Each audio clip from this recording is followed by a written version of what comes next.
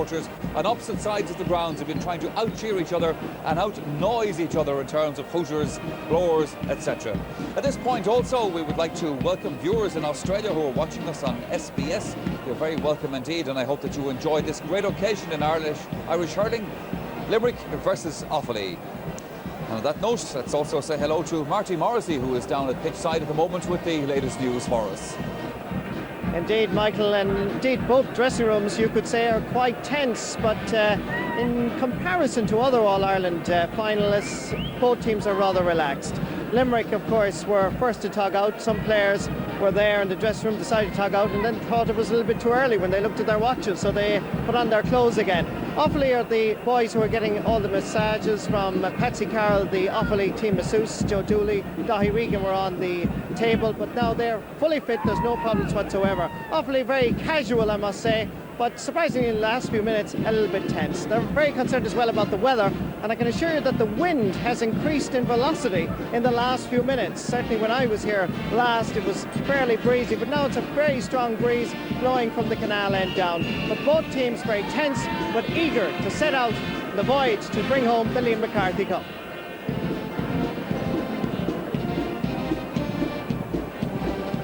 A stiff wind, never something that we want to see in a big hurling match, of course, but I think in fairness we would settle for a bit of breeze today rather than some of the rain, and the heavy rain at that has been threatened upon us. DJ Carey, of course, for you this is a very different view of the All-Ireland final this year, because for the last 3 years you've been down there, you've been in the dressing room minutes before the big off yourself, and I'm sure the nerves building up. It would, Michael, and I can assure you I'd prefer to be down there today than I would here, but unfortunately for us, Offaly beat us and they're there today. I just noticed, listening to Marty there about the players talking off. That can happen. I mean, there's another 40 minutes or so left to the throw-in. The players are in the dressing room an hour beforehand.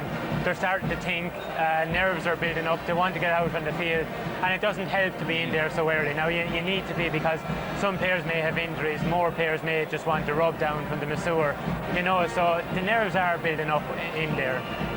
Reputation has it, however, DJ, that it was never something to over-trouble Kilkenny, because Kilkenny have always had a reputation of being very sort of, I won't say lackadaisical, but sort of easygoing about arriving at Croke Park and, almost to the last minute and so forth. Would that be a true comment? Well, I don't know about that. If we come up for the last 3 years, we came up the Sunday morning of the match, and I can assure you the nerves would be building up on the train, because there's a big build-up coming up there. I could never take it as being relaxed anyway. Well, Pete, you've gone through this occasion yourself on 6 different occasions in the All-Ireland final. Yeah, I have been. It's different for us. We would come up on the Saturday night beforehand, and we have more time to kill and more time to hang around, and it's probably the worst time of all once you leave home. And to get you sleeping in different beds and supporters coming in out of the hotel and things like that, it's very hard to cope with. But what the players are probably going through is mental thought now at the moment between themselves, trying to get themselves prepared properly for the game. And as DJ said, it can happen that they can spend too long in the dressing room as well. You want to get out there, but when they come out then they have the cosmetics as well, meeting the president and marching behind the band, and they have to hold their trail of thought for that length of time themselves. Okay, Pete, thank you for your thoughts for the moment, and DJ Carey as well. So a special day then for the supporters of Limerick and Offaly. It's been a special day for the miners of Galway already. They have won their All-Ireland, but of course on these occasions it's a very special day for another group of people, because we go back 25 years to the Jubilee team who are being honoured here today. The Jubilee team of 25 years ago, 1969, of course, was the Kilkenny hurling team who won the All-Ireland on that occasion, and they are about to be introduced to the crowd.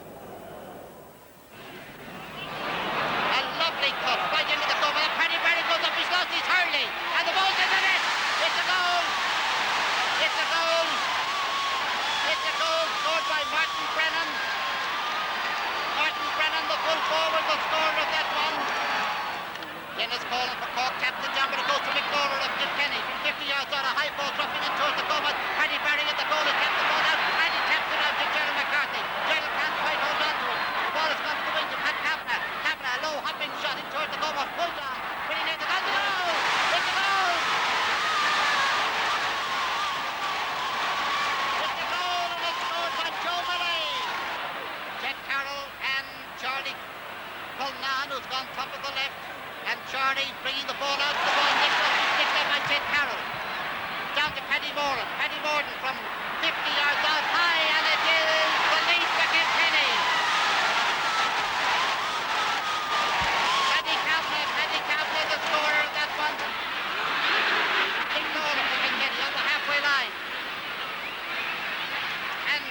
it right into full forward. Martin Brennan. Martin takes his shot and it's over the bar for another point for Kilkenny.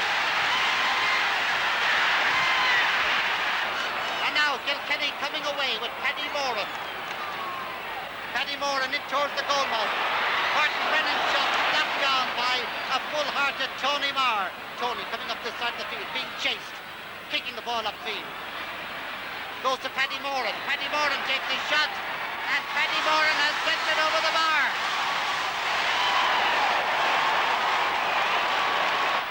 Eddie Kerr, who's got 6 of Kilkenny's points, adding to this one, but comes in and comes down to him again. He takes his shot and he sends it over the bar for another Kilkenny point.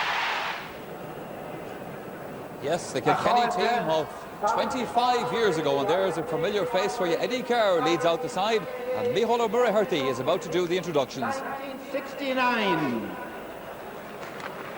Con Captain Eddie Kerr. Out onto the field.